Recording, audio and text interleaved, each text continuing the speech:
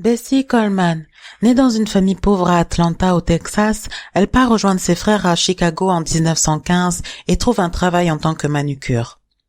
Passionnée par l'aviation, elle économise une partie de son salaire et rêve d'apprendre à piloter, mais dans une Amérique ségrégée, les Noirs ne sont acceptés dans aucune école.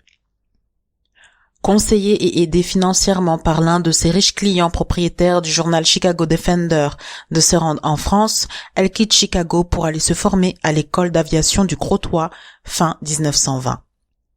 Après 7 mois d'entraînement, elle obtient une licence de pilote de la Fédération aéronautique internationale le 15 juin 1921, devenant ainsi la première femme noire pilote du monde entier. Déterminée à se perfectionner, elle prend des leçons complémentaires avant de se rendre à New York. À son arrivée, elle fascine les médias, mais prend conscience qu'elle aurait besoin de plus de formation pour gagner sa vie dans sa nouvelle carrière de pilote. Malgré sa renommée, elle n'a pas les qualifications nécessaires pour intégrer un cirque aérien et doit continuer à se former pour développer son habileté en vol. Faute d'instructeurs qui acceptent de la former, elle retourne en Europe. À son retour aux États-Unis, elle rêve d'ouvrir une école d'aviation. Elle participe à de nombreux spectacles aériens et exige des organisateurs que les publics noirs et blancs soient mélangés dans les tribunes. Pour rassembler les fonds, elle donne des conférences et multiplie les meetings.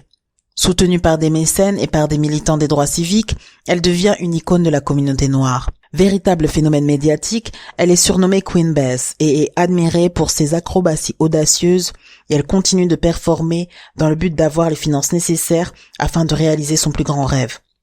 Malheureusement, le 30 avril 1926, Bessie Coleman connaîtra une fin tragique. Lors d'un vol de repérage à Jacksonville, en Floride, son avion s'écrase et elle est tuée sur le coup à l'âge de 34 ans. En 1929, soit 3 ans après sa mort, le rêve de Bessie est réalisé et la première école afro-américaine d'aviation voit le jour. En 1992, le 2 mai est déclaré comme journée officielle Bessie Coleman par le maire de Chicago.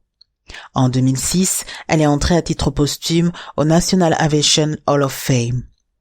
Pionnière d'une détermination sans faille, Bessie Coleman a réalisé son propre rêve en devenant aviatrice. Elle a inspiré de nombreuses personnes et a su braver avec courage les barrières raciales. Elle a ouvert la voie dans l'histoire de l'aviation à de nombreuses femmes et a su laisser son empreinte. Des avenues, des aéroports, des écoles et des bibliothèques portent son nom. On retrouve une rue Bessie Coleman à Poitiers, Nice et Paris. Pour aller plus loin, je vous conseille le livre suivant, Bessie Coleman, l'ange noir de Jacques Béal, et le documentaire Bessie Coleman, première aviatrice noire d'Olivier Sarrazin.